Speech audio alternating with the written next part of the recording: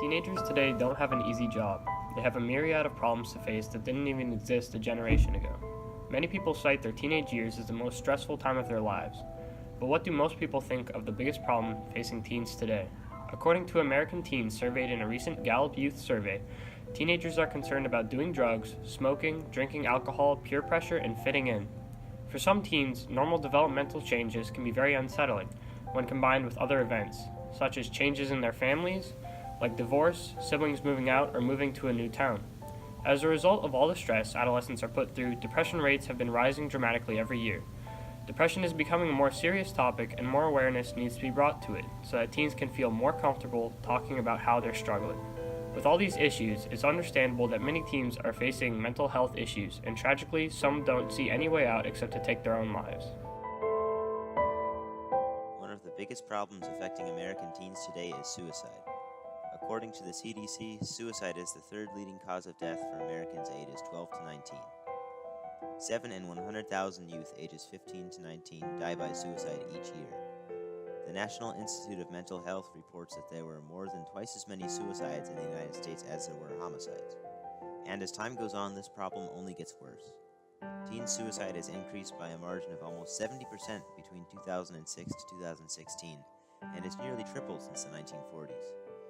7.4% of Americans in grades 9 through 12 report having contemplated suicide within the last 12 months. Suicide affects both males and females, but the statistics show disproportionate outcomes. Boys are more likely than girls to die from suicide, almost 4 times as often. In a study done by the CDC of people ages 10 to 24, 81% of all suicide deaths were males and only 19% were females. Girls, however, are more likely to report attempting suicide than boys. This discrepancy is possibly due to the methods of suicide that both sexes commonly attempt. According to the American Society for Suicide Prevention, males use firearms in 51% of suicides, while females only use firearms 32% of the time. The Center for Disease Control says that, of the most commonly used methods of self-harm, firearms are by far the most lethal, with a fatality rate of approximately 85%. Conversely, less than 5% of people who attempt suicide using other methods will die, and the vast majority of those who survive do not go on to die by suicide. This suggests that a reduction in the suicide attempts by firearms would result in an overall decline in the suicide rate.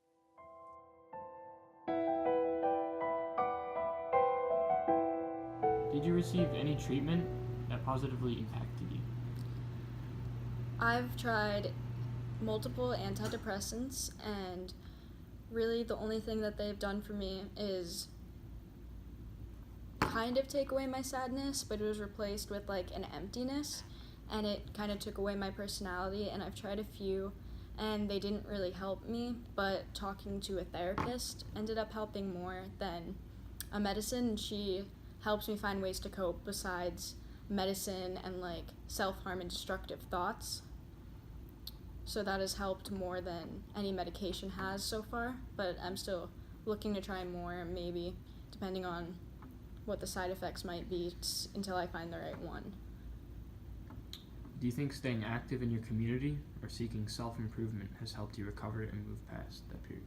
I definitely think that if someone is struggling, at least for me, finding constructive things to do, such as like volunteering, working, spending more time like doing homework and like helping others, has definitely helped me become less sad, because it gives you more of a purpose than just like sitting there feeling bad for yourself, thinking about everything that's gone wrong or like could go wrong. And it definitely has made me feel better, and I think it's a good thing to try at least.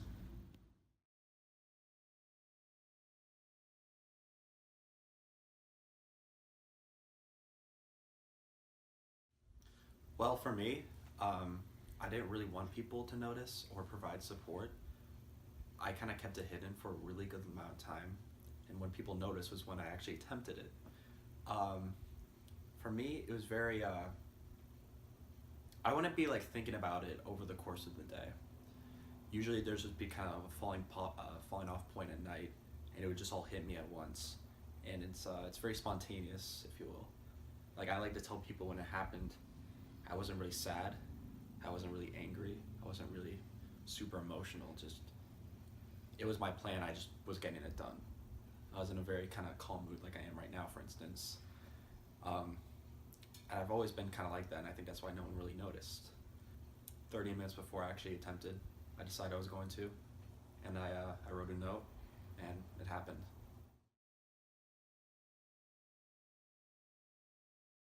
No, I didn't. In my opinion, making it into a really big deal is not how you want to do it, and that's exactly what it would do. If I approached a guidance counselor, or if I approached my parents, or even my sister, for instance, it would be met with great concern. They'd be watching me a lot. I'd probably be bigger acted of sorts. I might be in trouble. I wouldn't be able to go out with friends. They wouldn't trust me anymore. And of course, actually attempting suicide made it worse than just asking them, because I got bigger acted. I got sent to Bayside, and multiple times, and yeah, no, it made it worse, definitely. But I didn't want to tell people because I didn't want them to know. It's that straightforward. Once you let people know, then your plan to actually do it is gone.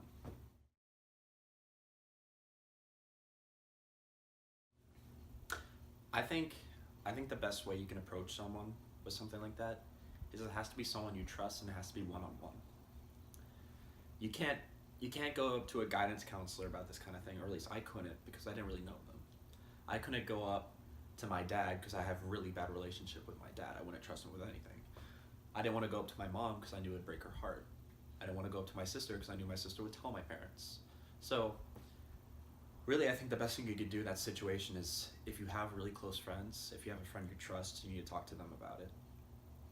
And from then, I think the best help you can give yourself is by socializing, by having fun with your friend, by realizing that not everything about life sucks.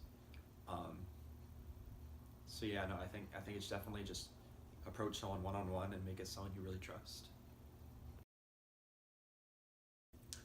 I don't know how to say this without sounding really dark, but I think the whole idea of telling people that they have a lot to live for and don't do it is kind of the wrong way to approach it, because I know it wouldn't have worked for me. I think the best thing you can do is just tell yourself, or tell the person about to do it, well, for one, think about your family. Two, think about if it doesn't work. If it doesn't work, a lot of bad things are going to happen, as they happened with me. For instance, there's nothing worse than being confronted with your parent about it. It didn't work. You wake up the next morning or something like that, and you have to get sent to the hospital. You feel like shit. You're being airlifted. You're being pumped with fluids. It's horrible. It's not worth the risk of, is it going to happen or is it not going to happen? Of course, that's a really dark way to put it. But another thing is like, what about your family? Like, what happens? You die, your parents or your family finds your body just kind of there in the bed or whatever. And your house, not only does your family have to absorb the fact that you just attempted suicide, but your house becomes essentially a crime scene. There's going to be caution tape all over the place. Police are going to come, they're going to be interviewing your family. They're going to be put under all this stress on top of the grief they're experiencing. And I think just from a really, really objective standpoint, suicide, when you have some loving family members and friends, is really quite a selfish thing to do. And I think that's what I would tell them. Suicide is a complex problem with no clear solution. In general, the problems that contribute to teen suicide are reflective of our society. Suicide is going to be a problem for a long time, and as technological isolation continues, it is expected to get worse. So what can we as individuals do about this? You can start by being more supportive and understanding of your peers, because you never know what's going on behind the scenes. For all the people out there considering suicide, there is another way out. There is hope. There is never just one solution to a problem. Suicide is a permanent solution to a temporary problem. If you or somebody you know is considering suicide, call the National Suicide Prevention Lifeline at 1-800-273-8255. It may save a life.